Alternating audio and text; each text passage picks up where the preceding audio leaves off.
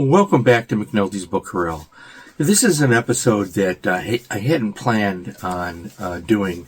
I was going through some books, and I came across a couple of things that reminded me of an interesting topic that I thought you might find interesting as well.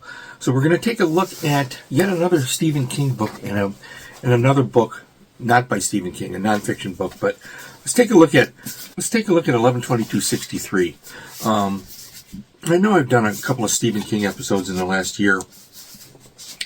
This book was published, in 2011? I think this is a masterpiece. Again, I use that word. Hopefully I use the word masterpiece when it's appropriate to use it for books like this. Stephen King, I'm not going to go into much about him again. I have an episode that I did just a few months ago about Stephen King. But this book is one of my favorites for a very personal reason that I'm going to share with you. The book, the plot device, is simple enough. Science fiction, time travel. The protagonist is going to go back, and Jake Epping, and he's going to prevent the Kennedy assassination in Dallas. That's a simple plot device, the type of thing that you get with any run-of-the-mill science fiction story, but this is far from run-of-the-mill. This is an epic work of literature to me, for a lot of reasons separate from the Kennedy assassination. So let me first briefly describe my connection to this book, and perhaps this explains a little bit why, on a personal level, why I feel so strongly connected to the book and to the one I'm going to show you. When Kennedy was on the campaign trail in 1960, my mother took my sister and I to the Meadowdale Shopping Center in Carpentersville, Illinois, to listen to him give a speech at the water tower. And my mother filmed it with a Super 8 camera. And coming up here is a scan of the film. I have yet to transfer it to digital, and I hope to do that in the next couple of years. It's a very short clip that she took of him after the speech. Kennedy was sitting up on the back of the seat of the car, not sitting down in the limo, but he sat up back on it, and he was reaching over. The car was moving at a snail's pace. And he was reaching over and shaking hands, and when my mother was filming it, the car was coming toward her, and she had to stop filming when he reached out to shake her hand. What I remember of the moment, what I remember of that day, is the crowd. I remember the Girl Scouts twirling around and doing a little dance. I think they sang, too. On the John F. Kennedy Library website, I believe they have a transcript of his speech from that day, and there are probably many photographs of it. So anyway, so Kennedy was a favorite in the family, and when he was assassinated, really, obviously, this is a horrible tragedy. I remember that day very well. I was in elementary school, and what I remember more, though, about it is I remember my mother and father's reaction and the depression that they went through. And I know my mother particularly was quite upset. And so she would tell the story up almost to the month she passed. She needed solace. She needed comfort.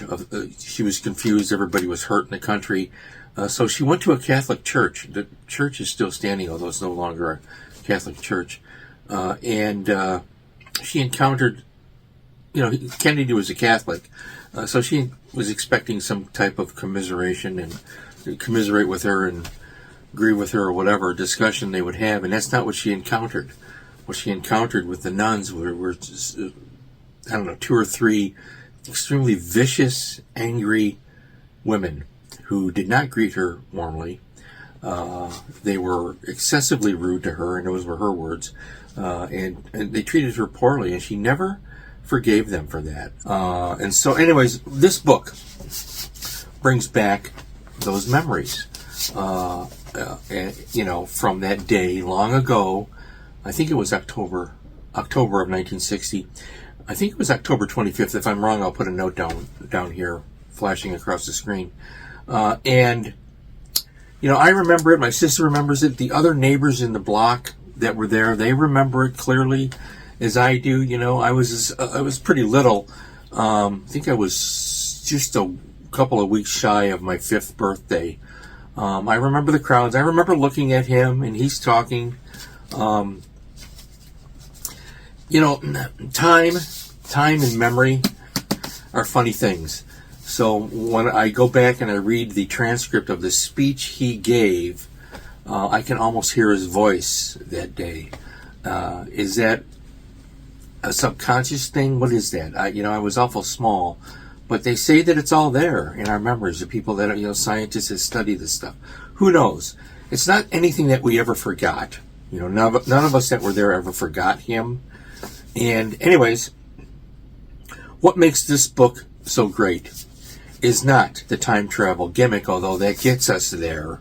What makes this book so great is everything else associated with it. It's a work of cultural anthropology. It's about the changes in our society between 1958 and 1963. It's about the changes after the millennium. It's about a man's self-discovery, his quest. It's about falling in love. It's about a culture that's vanished. It is about a way of life that's vanished.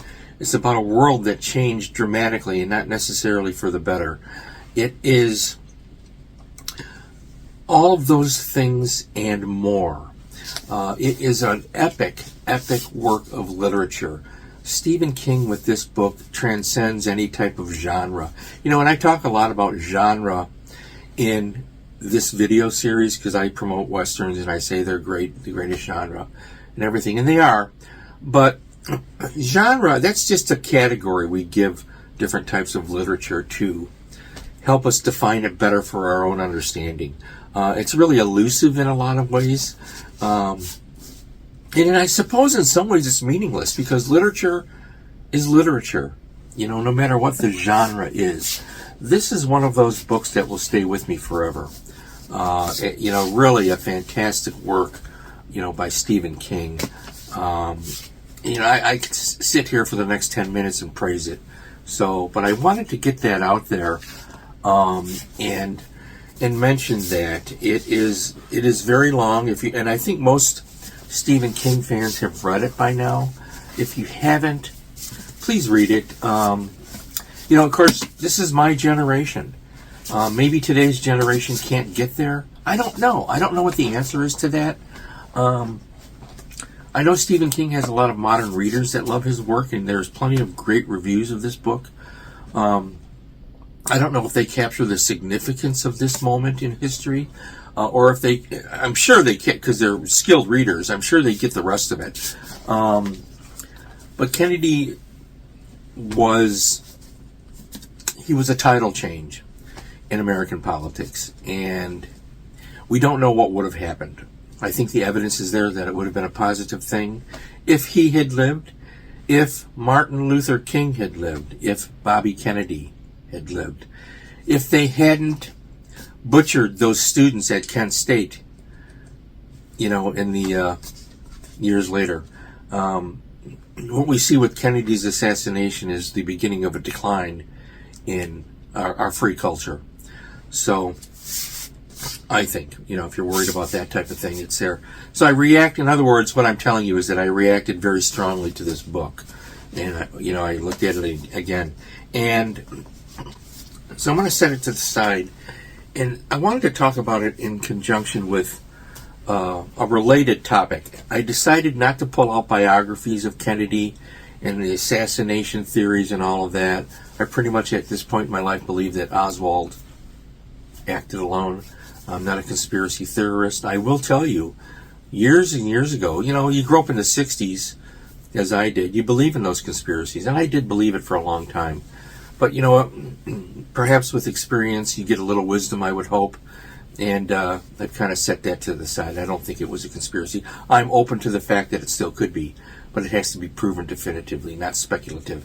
So, anyways, that led me to this book, A Time It Was, Bobby Kennedy in the 60s by Bill Epridge. Bill Epridge is a photographer, and he put together this book a few years back that recounts that summer in 1968 when Kennedy was on the campaign trail seeking the Democratic nomination. And it has an essay to open the book by Pete Hamill called The Last Campaign. The great late Pete Hamill, his essay in this book is worth the price of the book itself. It's such a heartfelt, beautiful thing. It is profusely illustrated with black and white photos from that campaign that he took, that Phil Epridge took, and there are plenty of color photos as well. Commentary throughout the book, leading us to that fatal moment where Epridge was there when Kennedy was shot, and he took those famous photos as well. I'm not going to show those right now. I think that's been shown. Enough. But there are some haunting photos of Kennedy here, and when you look at him in the car and the crowds surrounding him in this beautiful book, you really get a sense of what was going on. And I really treasure this book. I have quite a few books on the Kennedys and Martin Luther King and other historic events from that era where I grew up. I'm not going to go into it now, but Stephen King started this discussion with me, okay? This led me to, that led me to this, and remembering Bobby Kennedy, and of course, and Martin Luther King, who was, in April, was killed the same year. Really a difficult period in history, and again, I believe this marked the decline of our freedom. Pick up A Time It Was, Bobby Kennedy in the 60s, a beautiful collection of photos. Again, the essay by Pete Hamill. I haven't covered Pete Hamill's novels. Pete Hamill was a wonderful writer, and I don't know, this is just a great book, okay? It just is. And Stephen King, I don't know if you watch this type of thing. I don't know if you'll ever see this video. Thank you for writing this. Thank you for writing your greatest book of all time. This is an epic masterpiece of American literature. And I think that statement there alone is all I really need to say about it. So thank you, my few viewers here who check in now and again. Thank you for watching this episode. Kind of a heartfelt one. Remembering. Let's leave it at that. Stay well. Stay happy. Feed your brain. Read a book.